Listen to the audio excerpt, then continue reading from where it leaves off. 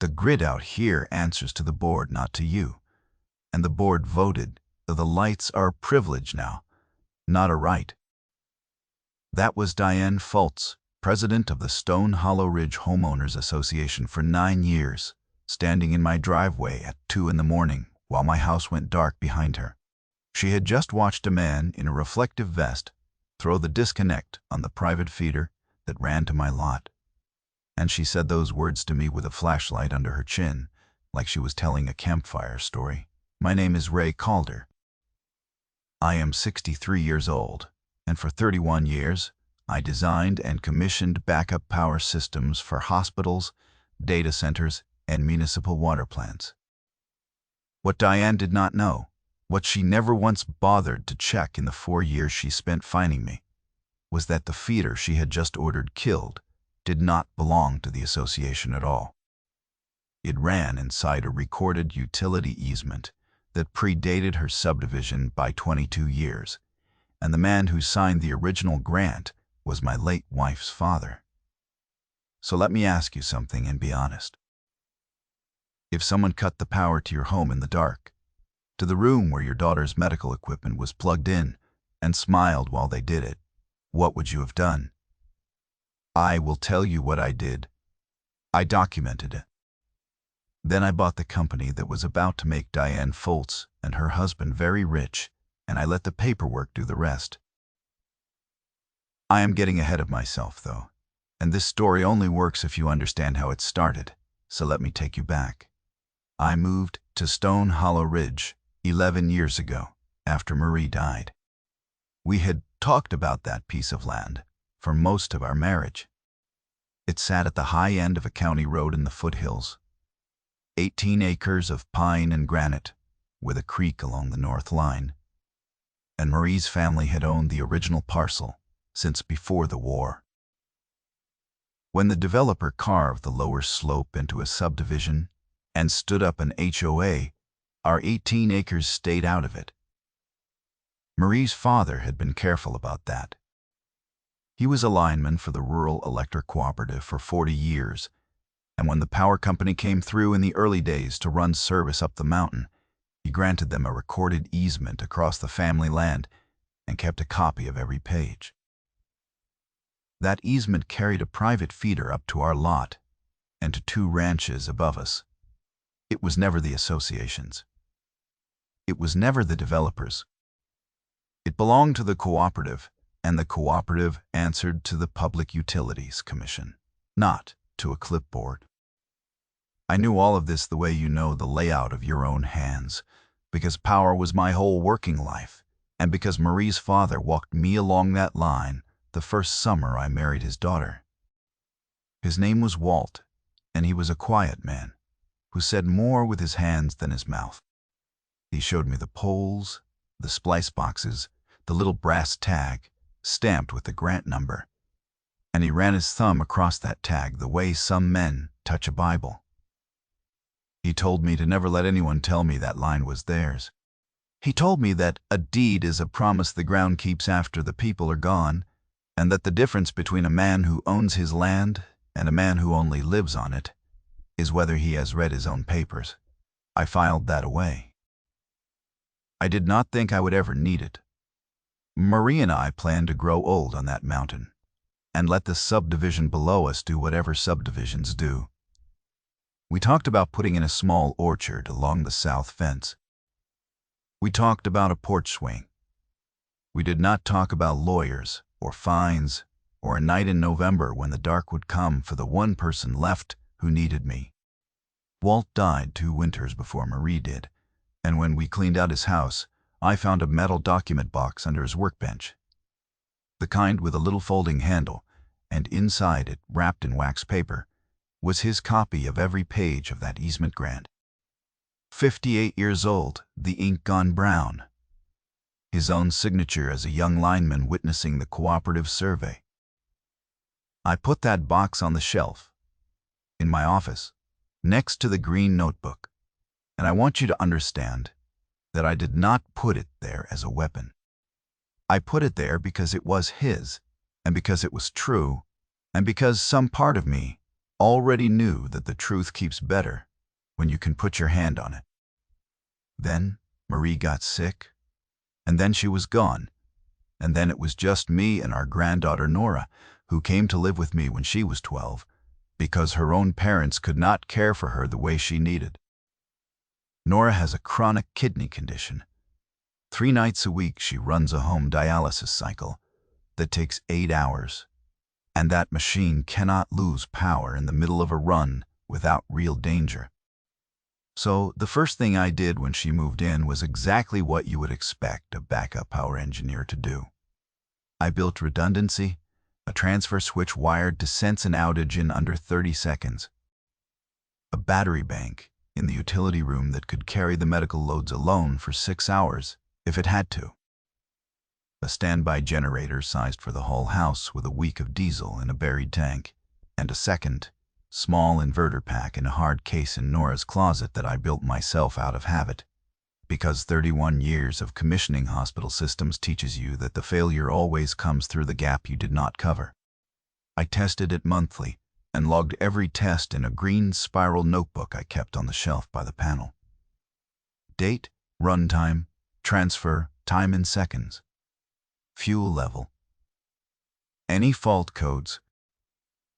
Nora used to sit on the step stool and read the numbers off the meter to me while I wrote, and she got so she knew what a good transfer time looked like and would frown at me if it crept up past 10 seconds. I am the kind of man who writes things down, and I was raising a girl who was learning to do the same. That habit is the only reason any of this ended the way it did, and I want you to remember that, because it is the lesson, and I will come back to it. Those first years on the ridge with Nora were good ones, and I say that so you understand what they were trying to take. We had a routine. Dialysis nights, she would set up the machine herself by the time she was 13, and I would make the 2 of us grilled cheese at the little kitchen table, and we would play cribbage while the cycle ran. She kept a running score against me on the inside cover of the same kind of spiral notebook I used for the generator, because she thought that was funny, an engineer's granddaughter logging her wins. She was beating me by about 40 games. The autumn the first letter came. I mention the cribbage because that is the texture of a life, and a clipboard does not see any of it. To Diane Foltz, my house was an eyesore and a line item. To me, it was the place where my granddaughter was safe, and those are 2 very different things to be defending. For the first few years, the association left me alone. I was outside their boundary. I paid the cooperative directly for my power, and I kept to myself. Then Diane Foltz won her 3rd term as president, and her husband Glenn left the regional sales job he had held for years and started a company. It was a generator and backup power company. They called it Ridgeline Power Solutions, and it sold and installed standby systems to homeowners across 3 counties. I did not think much of it at first. A lot of people in this region sell generators. The mountain loses power in every ice storm. It is an honest business. If you run it honestly, I should have paid closer attention because the first letter came that autumn. It was a notice of violation printed on association letterhead, and it informed me that my standby generator was out of compliance with community aesthetic and safety standards, and that I would be assessed a fine of $200 per month until I brought it into conformity. I read it twice. My generator sat on a concrete pad inside my own fence, on land that was not in their association, screened by a cedar enclosure I had built myself. There was nothing for them to regulate. I drove down to the clubhouse, found Diane in the little office with the gold nameplate, and tried to handle it like a neighbor. "I think there's been a mistake," I said. "My property isn't in the association. I'm on the county road outside the plat. You can pull the recorded map." Diane did not look up from her screen right away. When she did, she gave me the smile I would come to know very well. Calder, The entire ridge is functionally part of our jurisdiction. We maintain the character of this community, and that includes the approaches and the viewshed. Your equipment is visible. That makes it our concern. It's behind a fence, I said. It's an eyesore, she said, and it's a fire hazard. And frankly, the board has questions about whether a machine like that even belongs up here. She slid the folder closed. Bring it into compliance, or the fines continue. That's not personal. That's just how a well-run community works. I went home and did the only thing I know how to do when an authority makes a claim.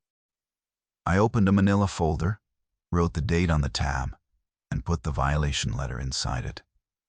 Then I wrote a single line in my green notebook. First contact, fine asserted, $200 a month, no jurisdiction shown. That was incident number 1. I did not know yet that I was counting toward anything. I just knew that a record is the only thing that survives an argument, and I have always trusted the record.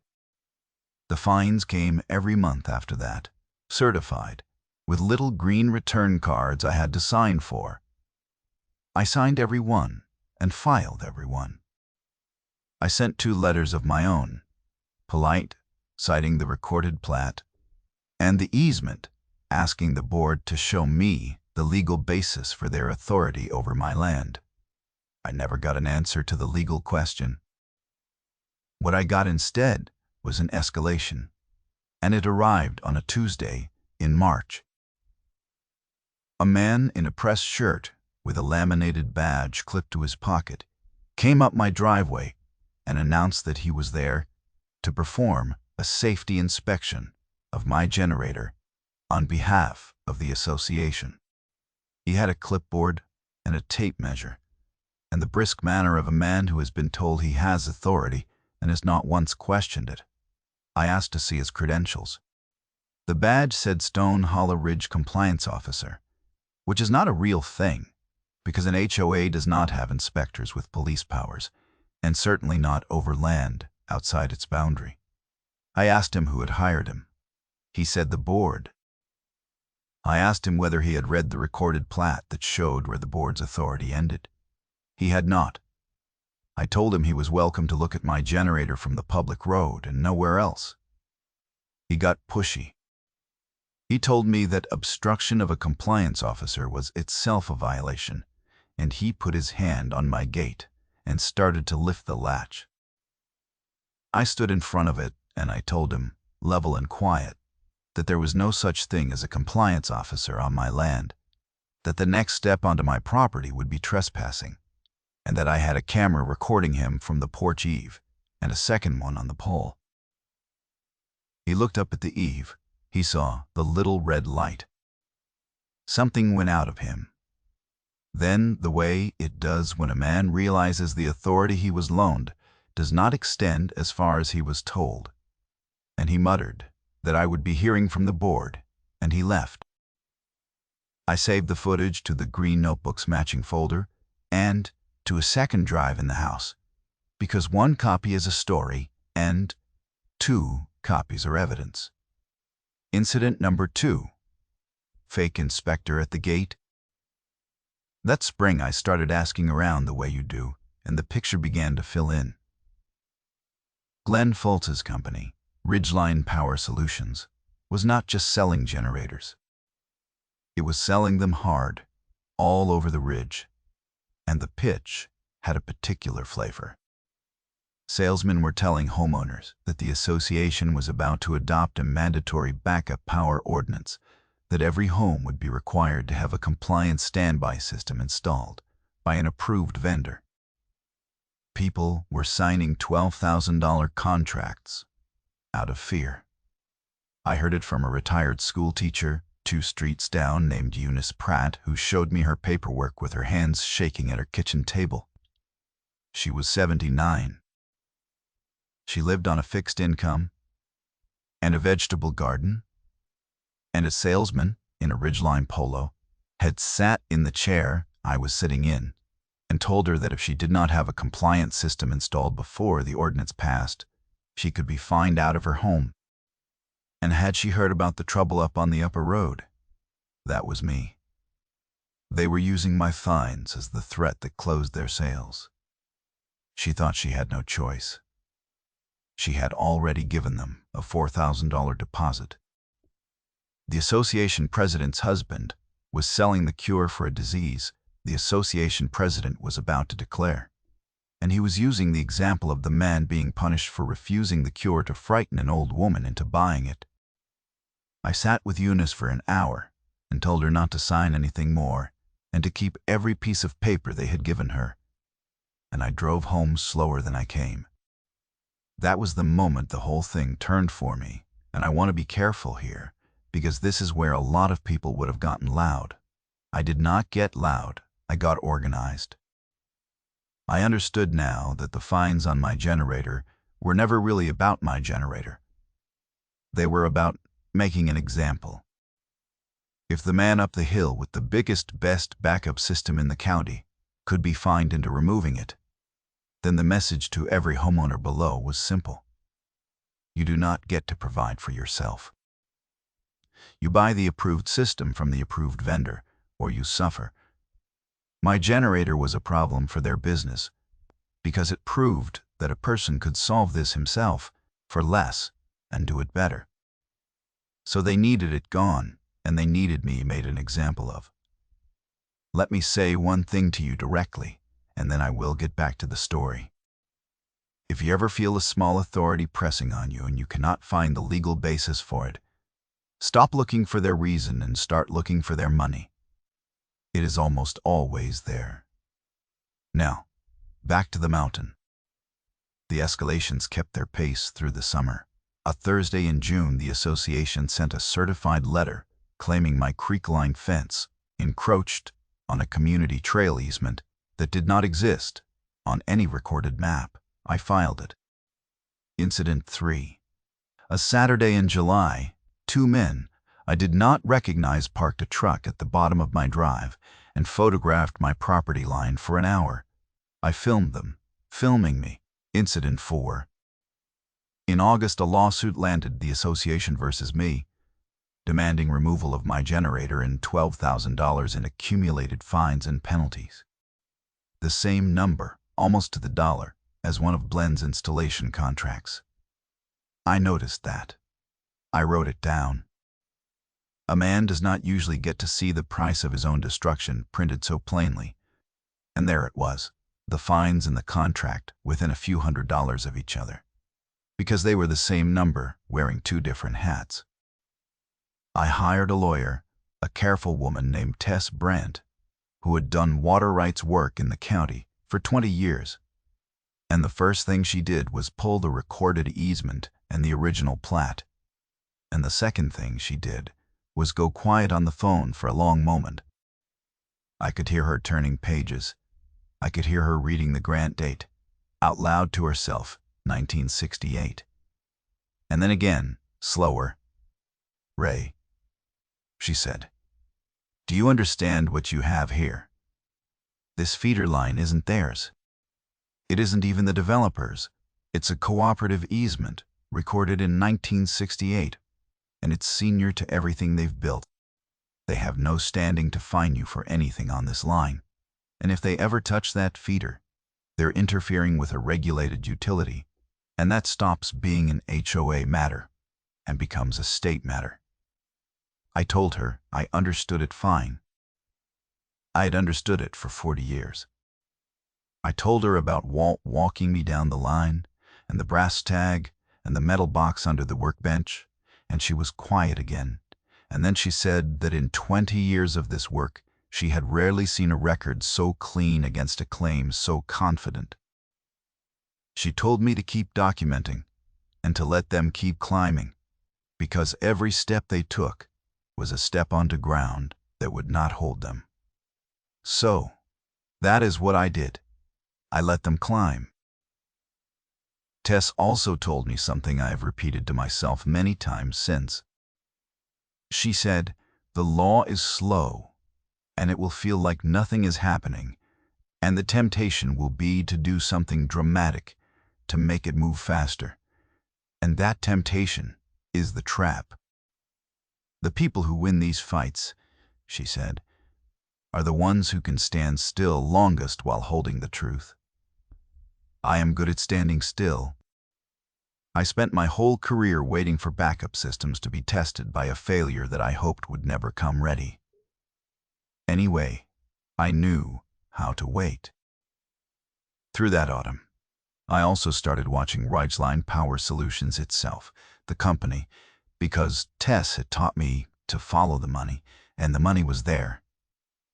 It was a young company carrying a lot of debt. Glenn had leveraged the house, taken on inventory loans, and staked everything on the idea that a wave of mandatory installations was about to make him rich. The whole scheme depended on the association passing that ordinance, and the ordinance depended on the board being willing to vote for something so plainly self-dealing that any honest examination would tear it apart. They were building a house on a feeder line that was not theirs, and they did not know it, and I did. I will tell you when it stopped being a property dispute and became something I could not file away calmly, because that night is burned into me. It was the second week of November, a Wednesday, 2 a.m, and Nora was 4 hours into a dialysis run. I was asleep down the hall. What woke me was the silence. If you have ever lived on machines, you know that sound, the sudden absence of a hum that should be there. I came out of bed before I was awake. The whole house was dark. The dialysis machine was dark. Nora was calling my name from her room, not panicked yet, because she trusted that I had built this house to never let her down, and I had. Except now every redundancy I had built was gone at once, and that does not happen by accident. Here's what should have happened. When the feeder dropped, my transfer switch should have sensed the outage and started the standby generator within 30 seconds, and Nora's machine should have ridden through on the battery bank in the meantime without so much as a flicker.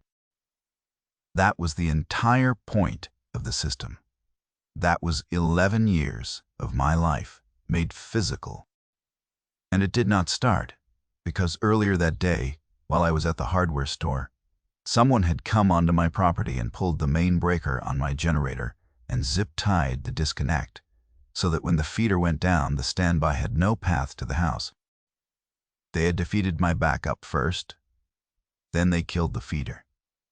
They knew exactly what they were doing, and they did it to a house with a child on a medical machine, and that is the part I will never get all the way past. I got Nora's machine onto the manual battery reserve I kept in a hard case in the closet, the one redundancy nobody had thought to find, and I got her cycle stabilized, and I sat on the floor next to her bed with my hand on the case while the inverter whined and held. My hands were steady because I made them be. That is a thing you learn standing in a hospital basement at 3 a.m. with a generator that will not pick up the load and a surgical wing on the line above you. You do the next correct step, and then the one after that, and you do not let the fear into your hands. I checked the machine's run indicator. I checked the battery voltage. I checked Nora. She was scared and trying not to show it, 15 years old, and steadier than she had any right to be. And she said, "Grandpa, did the power company make a mistake?" And I told her the truth, which was that, no, the power company had not made a mistake, that somebody had done this on purpose, and that I was going to make sure they never did it again. She nodded, like that was a sufficient answer, because she trusted me. And that trust is a weight I have carried up that mountain every day since. Then I walked outside into the cold, and that is when I found Diane Foltz standing in my driveway with the flashlight watching the man in the vest at my feeder. And she said the thing about privileges and rights, and I did not say one word back to her. I took out my phone and I started recording, and I let her keep talking, because a person who believes they have power says the most useful things when no one stops them. She told me on camera that the board had authorized an emergency disconnection of unauthorized utility infrastructure. She told me the feeder was within the community's maintenance authority. She told me I had brought this on myself by refusing to comply, and that perhaps now I would understand that the ridge took care of its own and dealt firmly with those who would not get in line.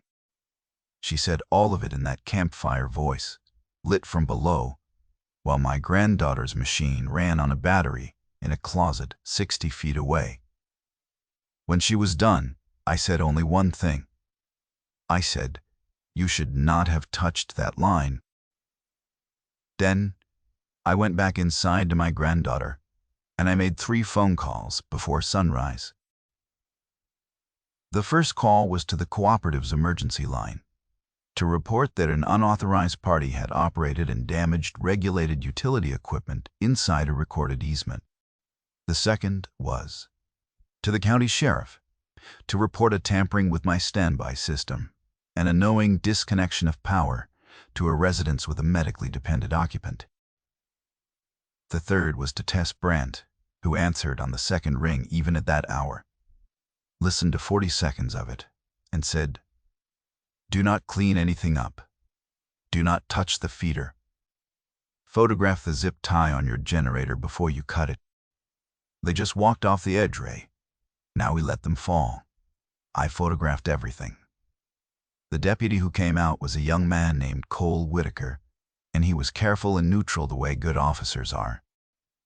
He told me plainly that a complaint cut both ways, that the association had filed paperwork claiming authority, and that he could not arrest anyone on the spot over a property dispute he could not adjudicate in a driveway.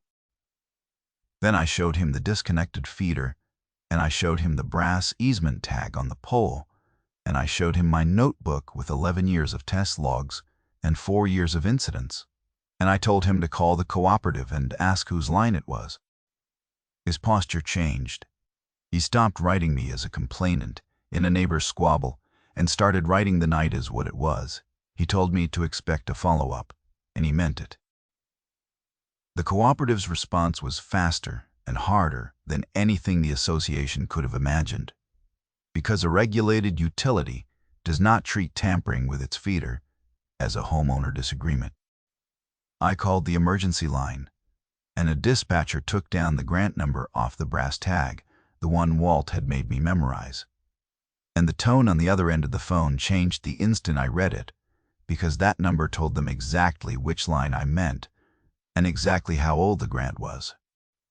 By that afternoon, a crew had restored my line, inspected the damage, and filed a report with the State Public Utilities Commission, documenting that an unauthorized party had operated cooperative equipment inside a recorded easement and interrupted service to a residence with a medically dependent occupant. The crew foreman, a man about my age who had been climbing those poles for 30 years, stood at the base of the pole and looked at the zip-tied disconnect for a long moment, and then said, low, that he had never in his career seen anyone be fool enough, and that whoever did it had no idea what they had just stepped into. That report is a serious thing. It triggered a formal inquiry, and the inquiry asked a simple question that the association had never once asked itself in 4 years. By what authority? Now I want to slow down, because the next part is the part that mattered. And it did not happen with shouting.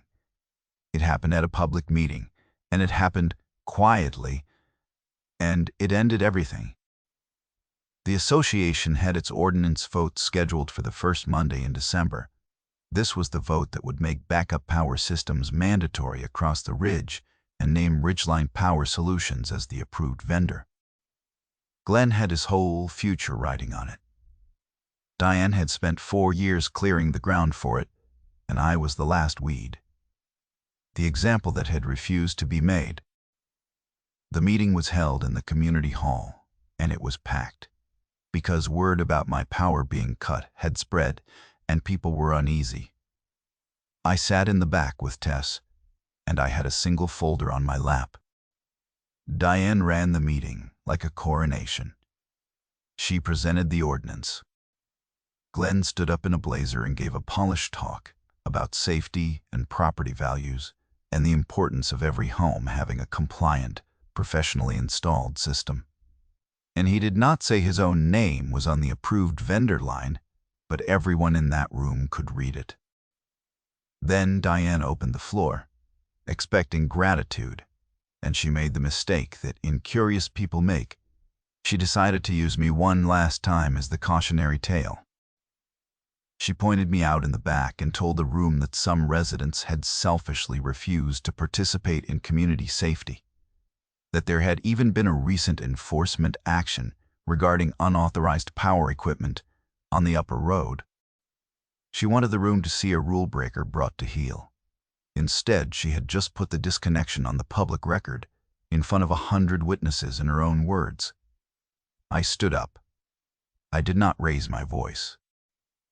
I have never once in this whole story raised my voice, and I was not going to start in a room full of frightened neighbors. I said that I had a few documents the board might want to see before it voted, and I walked to the front, past Eunice Pratt, who reached out and touched my sleeve as I went by, and I set them on the table one at a time. I did not explain them. I did not editorialize. I have learned that a document loses its weight the moment you start arguing for it. So I let each one land in the silence, and I named it flat. The recorded easement from 1968, granting the feeder line to the cooperative across my family's land, 22 years before this subdivision existed. The recorded plat showing my 18 acres outside the association boundary entirely. The cooperative's incident report to the State Commission, documenting an unauthorized disconnection of a regulated feeder, and the sheriff's report documenting tampering with a backup system serving a residence with a child on a medical machine. 4 sheets of paper. 40 years of one quiet man's care and 4 years of one loud board's overreach, all of it sitting on a folding table under fluorescent light, while 100 people held their breath. The room was very quiet. Deputy Whitaker was there, standing along the side wall, and a representative from the cooperative had come too, a calm woman with a commission badge, and she was the neutral authority that mattered, because when Diane started to say that the feeder was within community jurisdiction, that the feeder was not and had never been within any community jurisdiction, that it was regulated utility infrastructure inside a recorded easement, and that the association's operation of it was the subject of an open state inquiry. She did not argue. She just stated the fact, and the fact ended the conversation. Here are the 2 numbers I want you to hold side by side because they are the whole story. In 4 years, the association assessed me $12,000 in fines, filed 1 lawsuit, sent 1 fake inspector, and cut my power once in the dark. Total amount of those fines they ever lawfully collected from me. And the easement that made every one of those actions void had been sitting in the county recorder's office, public, searchable, for 58 years, waiting for anyone on that board to spend 20 minutes and read it. Nobody ever did. The whole scheme rested on a feeder line, and they never once checked who owned the line. The ordinance did not pass. It did not even come to a vote. A board member named Paula Reyes, who had been uneasy for a long time and had finally seen enough, moved to table it indefinitely, and then resigned from the board on the spot, set her copy of the agenda down on the table, and walked out, and she found me in the parking lot afterward, almost in a whisper, and told me that she had voted for some of those fines and had not known that she had taken Diane's word that the upper road was inside the line and that she was sorry. I believed her. People get swept along. The ones who stop and say so deserve to be heard. What happened to Ridgeline Power Solutions is the part that still feels like the mountain settling its own accounts. The state inquiry froze everything. The mandatory ordinance that the company's entire valuation depended on was dead, and without it, the wave of forced installations Glenn had borrowed against never came. The contracts signed under the false claim that installation was about to be required began to unwind, because a contract built on a misrepresentation does not hold. And the retired schoolteacher, 2 streets down, got her $12,000 back. The company could not service its debt. By spring, it was insolvent, and its assets, the inventory and the service contracts and the equipment, went up for sale to satisfy the lenders. I bought it. I want to be plain about why, because it was not to gloat, and it was not revenge in the way people mean that word. I bought Ridgeline Power Solutions at the asset sale for a fraction of what Glenn had borrowed. And I bought it because there were 200 homeowners on that ridge who had been sold fear and now owned standby systems they did not understand and could not get serviced. And somebody honest needed to stand behind that equipment. Eunice Pratt had a generator in her side yard that nobody was ever going to come maintain, and a winter was coming. I had spent 31 years keeping hospitals and water plants running through the worst nights. I knew how to run a power company. I sat at the auction in a folding chair with my number on a paddle, and I bid the way I do everything, quietly, once. And I owned it before noon. I changed the name. I honored every legitimate service contract at cost, voided every one that had been signed under the false ordinance claim. And I hired back the 2 installers who had been decent to people, a young man named Hector. I drove to Eunice's house myself the first week and serviced her generator and showed her how to start it, and I did not charge her. And I told her the deposit business was over, and she owned the machine free and clear. She made me take a jar of her tomatoes. The company that was built to extract money from this mountain through fear now keeps the lights on for it at a fair price. And on the bad weather nights, I am still the one who answers the phone. I answered it 11 times the night of the first ice storm after I took over. And every house I talked through a transfer that night was a house that had once been told it had no choice. Diane Foltz did not finish her 10th term as president. She did not get removed in some dramatic vote. She simply did not run again and could not have won if she had. And the new board rewrote the enforcement rules so that no future president could ever again claim jurisdiction over land outside the plat. Glenn lost the company, the house they had leveraged, and the future they had borrowed against. They moved off the ridge within the year. I did not watch them go. I had a granddaughter to look after. And Nora is the reason I want to end where I started before I give you the lesson. Because she is the one this was always about. She finished high school last spring. Her kidney condition is managed now, and her dialysis machine has never lost power again, not once, because the system I built holds. And now it is backed by a company I own and a feeder line that the whole county knows is mine. On the night she graduated, she found me in the kitchen, and she said, "Grandpa, do you remember when the power went out and you sat on my floor all night?" I told her I remembered. She said I wasn't scared after a while. I knew you had it. That is the only verdict in this whole story I ever cared about. Marie's father walked me down that line 40 years ago and told me to never let anyone tell me it was theirs, and I kept that promise, and it kept my granddaughter safe. The brass tag is still on the pole. I check it every spring, so here is what I want you to take from this, plainly. Because it is the only reason I told it. If a small authority starts pressing on you, get the records, walk your own boundary line, and find out exactly where it sits. Go to the county recorder's office and pull your deed, your plat, and every easement that touches your land, and read them all the way through, because the document that protects you is almost always already sitting there in the public file.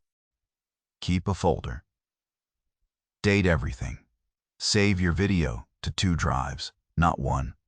File every notice instead of arguing with it, because a calm record outlasts a loud argument every single time. And when an authority makes a claim against you, ask them one quiet question, and then write down whether they can answer it. By what authority? Most of the time, they cannot tell you. And that silence is the whole case. If you have ever had a clipboard tell you that your own land was theirs, tell me about it down in the comments, because I read them, and there are more of us than you think. If this story was worth your evening, subscribe, and I will keep telling them. Next time I will tell you about the retired county surveyor whose HOA paved a road straight across his pasture without a single recorded right-of-way, and what he found when he pulled the original section corners. Until then, walk your line, keep your folder, and check the tag on the pole.